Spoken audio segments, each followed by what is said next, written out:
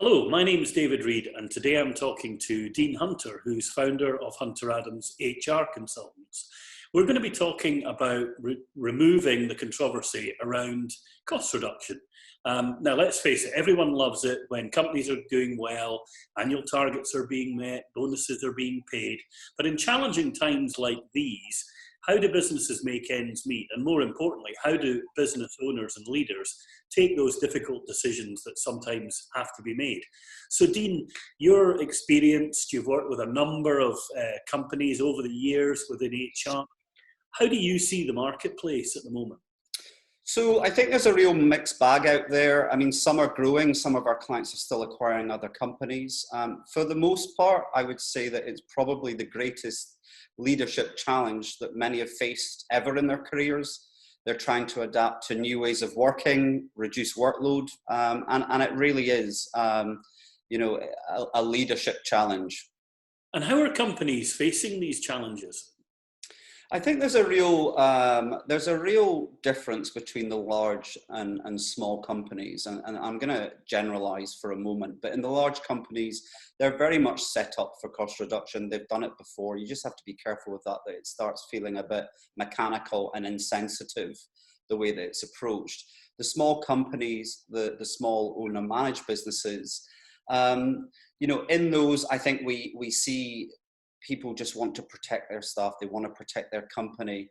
And that can lead to a situation where decisions are deferred, no action is taken, communication closes down. And what are the risks then in delaying decision making?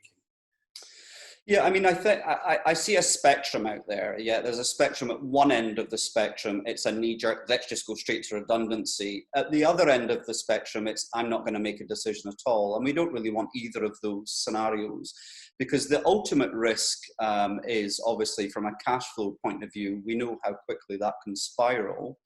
And ultimately it leads to closure of a business. So, our messaging would always be to protect as many jobs as possible. And in order to do that, you need to make decisions at the right time. So what would you say then to a business leader who's maybe sitting at home and worrying about the future, the financial future of their business? The first thing I would personally say to them is I understand. One of our key sectors went through recession for 4 years, and that had a massive impact on our company. We diversified and we grew again. But notwithstanding the fact that if I let it could have broken me personally. I was worried about 70 people's jobs, the fact that I was ultimately paying their mortgage and felt very personally responsible. So I think I'd advise them to step back, understand that you can't control it. It's not your fault. There's plenty of support out there, whether it's government schemes. And if you have to then move on to cost reduction, the key for me is invite participation, talk to the team, get their involvement. Okay, so let's imagine that the cost reductions are implemented, and we can kind of imagine the soft targets that one could get rid of quite quickly. But if they haven't generated enough reduction, then what about areas like redundancy? I mean, clearly that's not a nice thing. Why is it that companies get such a hard time for even contemplating making people redundant? I think the criticism is probably higher now than it's ever been because there are other ways. Now, what we need to be really careful here is we don't want companies abusing government schemes, but equally we don't want companies being challenged in employment tribunals because they didn't explore the schemes. So I think the criticism comes from not exploring other options. It comes from not communicating. It comes from not answering people's questions. It comes from unfairness or lack of fairness in the process. If you involve staff in cost reduction, I mean, I've seen examples where staff have come forward and say, reduce my pay, reduce my benefits. Often we kind of close them away from everything that's going on and hope it's going to just pass us by. But we really need to bring them into the conversation. And that's going to really help to reduce the criticism if you ultimately do end up in a place of redundancy.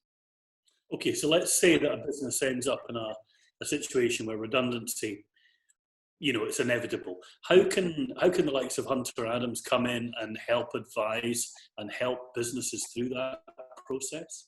I think that's a really good question, David, because the one thing you don't want to do when you're reducing cost is to spend money. So where's the value?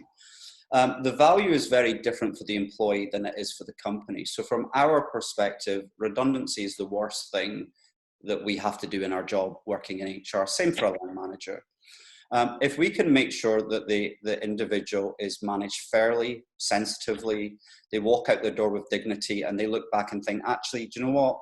I'm not happy, but that was managed as well as it could be, then we've done our job.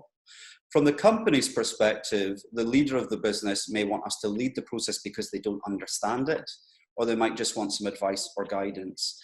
I mean, UK employment law has got a lot more complicated than it needs to be, so it's not a simple process. So whether it's support with communication, consultation meetings, trade unions, or just a sounding board to help them through the process, that's where we would add our value.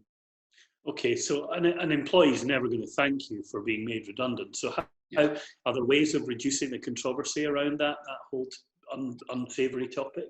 Yeah, I think I've covered some of them already, but to summarize, I would say explore all options. So our recommendation is government schemes, other forms of cost reduction, whether that's reviewing terms and conditions, working hours, discretionary spend, and then redundancy. Communication at the right time, good news and bad news. Ultimately, we want no bolts out the blue. And remember, it's about people. So because the law is complex, we're all so fixated on getting the process right that sometimes we forget that it is about people. And that's where it can come across as a bit cold and insensitive. And that's just going to make the process more emotive than it needs to be.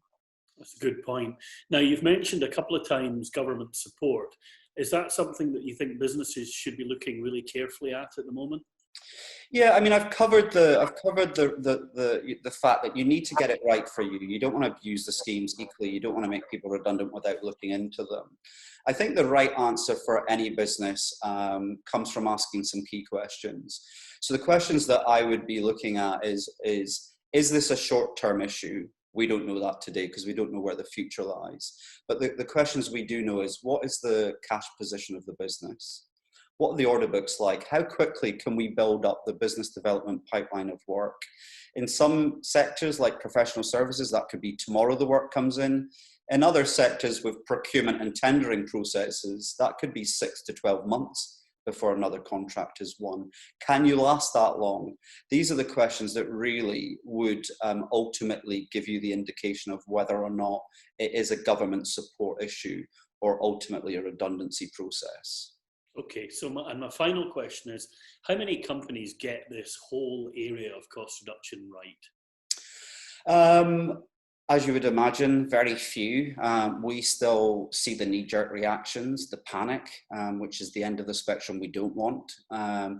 We hear about the people with 10, 15, 20-year service being marched into a meeting room with no notice and being told that they finished today. So unfortunately, whether it's poor communication, lack of transparency, unfair selection process, no process at all, there's certainly great room for improvement. So summing up, Dean, it's about exploring all the options, it's about good communication, it's about following a process, and crucially, not leaving things until it's too late. Yeah, I think that's certainly the key points. And just remember that this is about people, it's not just the process.